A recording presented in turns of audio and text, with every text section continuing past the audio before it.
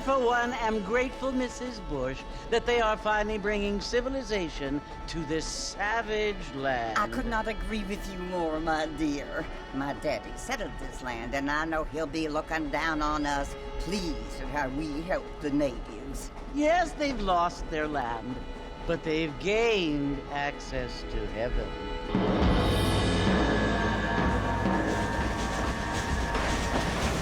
But Father, do you mean unless an innocent receives communion, they're destined to go to hell? It hardly seems fair.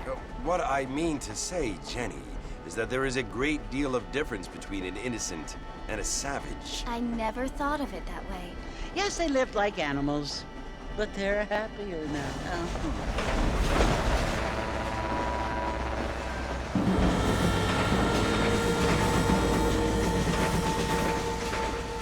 Not only do people now have motor cars, Father, but I heard that pretty soon we will be able to fly. No, only angels can fly, Jenny. No, apparently people can fly. Didn't you hear? Out in Kansas, a man even got a car to fly. I hardly think so, Jenny.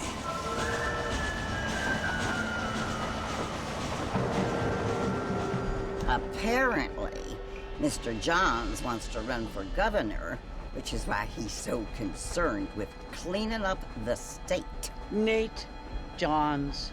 Yes. His family is nothing but hillbilly trash that came here after the war.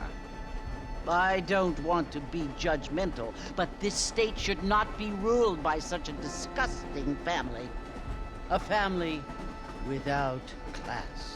Apparently, the Johns family have made a lot of money, and he has a lot of friends in politics. Mrs. Bush, money isn't everything.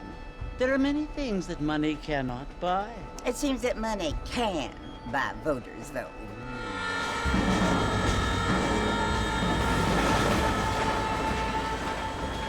What you must remember, my dear, is that we have been brought here to spread the word. And the word and civilization, they are the same thing. They are the gifts. It is the opportunity we have, the chance to live among people who are decent and who do not kill each other, and who let you worship in peace. It's so confusing, Father. Sometimes I find it impossible to make the distinction between a loving act and a hateful one. I mean, they often seem to be the same thing. Yes, Jenny, it is confusing. But you only have to ask me if you need help. Indeed. Well, here we are, Mrs. Bush. Armadillo.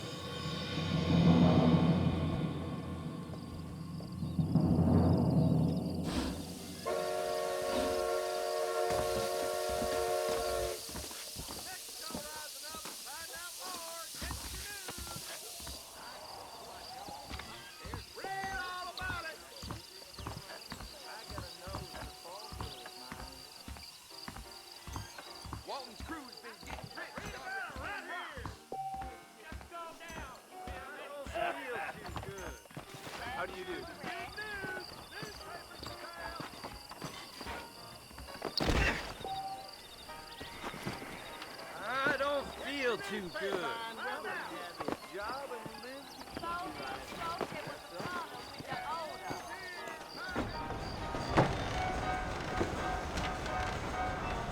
Marston! Mr. Marston, over here!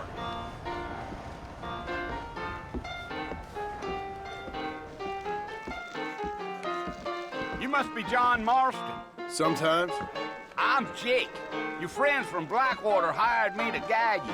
They ain't my friends, but pleased to meet you, Jake. I got the horses saddled up and ready out front.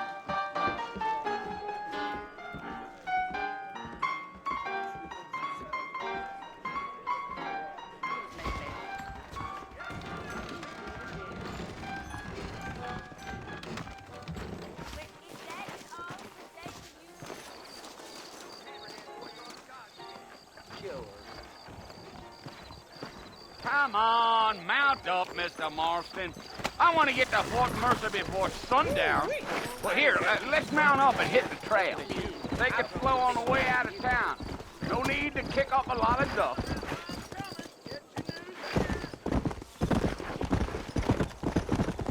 Oh, no.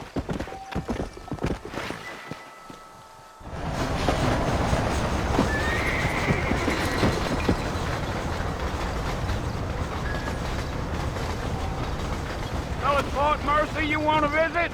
That's right. Ain't taking nobody up to the fort in a long time. Strange place for a decent fella to want to visit, if you don't mind me saying. Who said I was a decent fella? It's been abandoned for years now. Folks say it was built during the Mexican War. What kinds of soldiers around back then? Why'd they leave? Well, I ain't entirely sure. I heard they had to go up north to fight Indians, or maybe they got tired of being soldiers and went looking for gold. You know how things is. So what are you doing up at the fort? I'm looking for an old friend. Well, like I says, you ain't gonna find many folk round those parts these days. Those you do find are about as sociable as an ulcerated back tooth. I mean, I ain't one to judge a man by the company he keeps, but... Well, he ain't been friends for a long time.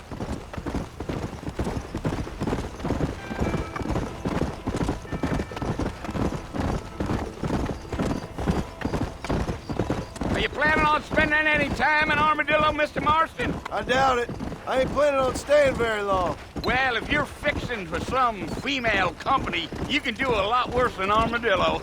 Fine as cream gravy they are. Not like Thieves' Landing. Dang, those girls ain't even fit for a drinking man to hole up with. I'm a married man, I'm afraid. Ain't we all?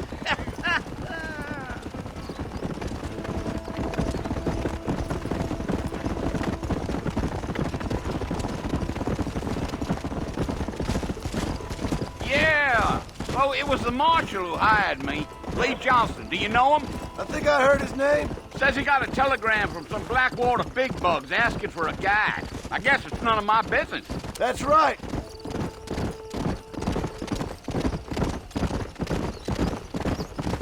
Gee-up. You ain't very talkative, are you? Nope. I'm just chewing the dog, mister. It's how I am. I don't mean nothing by it. Trust me. There's things you better off not knowing.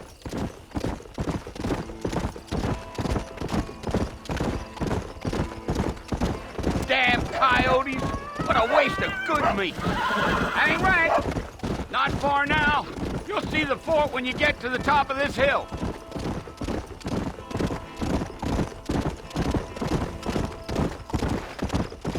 Whoa there. Listen, mister. This here is what's left of Fort Mercer.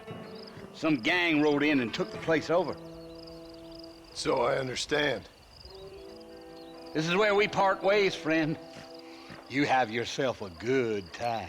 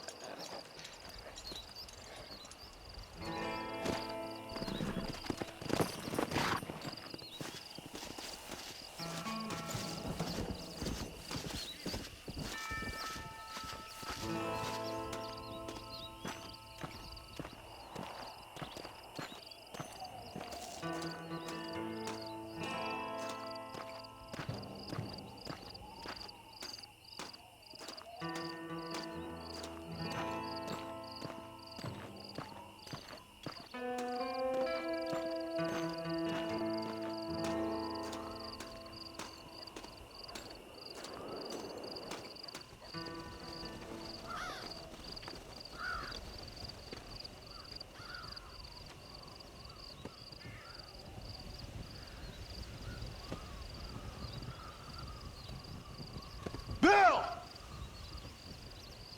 Bill, I've come for you! Bill Williamson! Come out here right now! Go away now, John. Don't make me kill you. Nobody needs to kill anyone, Bill. You must think I was born yesterday. You always did think I was an idiot. That ain't fair, Bill. You were as my brother. I've come to try to save you. Oh. Do I look like I need saving? Bill, please. They want to kill us all. I can help you. Well, you never tried to save me before. You only seemed to save yourself. Bill, I implore you think about this. You implore me? You implore me. You always were one for fancy words. Oh. Well, things are different now, John. Now I'm in charge!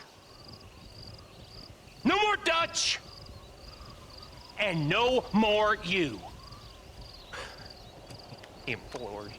I implores you to go back and tell them to send someone just a little bit more impressive next time. Well? Oh. Poor John.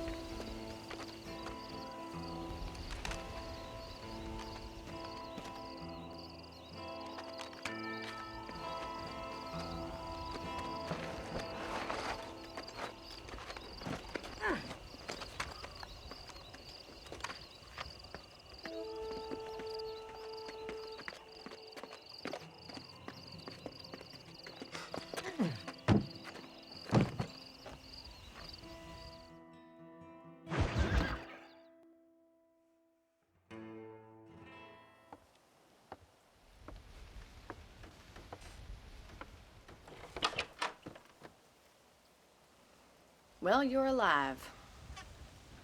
So it would seem. So, how do you feel? I don't know the polite word for it. I do. Stupid is the word we use around here. What were you doing? I was doing something stupid. Well, you'll be okay. Once you didn't die, the doctor said you'd be fine. He got the bullets out a couple days ago. Good. It cost us $15. I'm sorry, madam. Should have left me there to die. Did you want to die? I mean, was that it? Was that why you went straight out to Fort Mercer and picked a fight with the worst bandit in the county? To die, Mr. Mr. Marston. John Marston. Bonnie McFarland. Miss Bonnie McFarland. Well, you may be right, Miss McFarland. I don't know. Huh. So what were you doing? Was trying to give Mr. Williamson a chance. For old time's sake. You know Bill Williamson? Knew him. Long time ago. Well, what was he like? Dumb. Just like you. Thank you, miss. See my hat? I have. And, what will you do now? Now I'm gonna take my time and go after him the less kind way. Well, that sounds very fun, Mr. Marston. Quite heroic, just like in those penny dreadfuls my brother used to read. Meanwhile, if you'll excuse me, I've got a ranch to run. Of course, if you're feeling better, why not take a ride with me later? Help me patrol the perimeter. You can earn back some of that money we wasted on doctor's bills. Of course. And thank you. For saving my life, I mean. Next time, Mr. Marston, I strongly recommend you don't try to lose it quite so earnestly. I'll bear that in mind.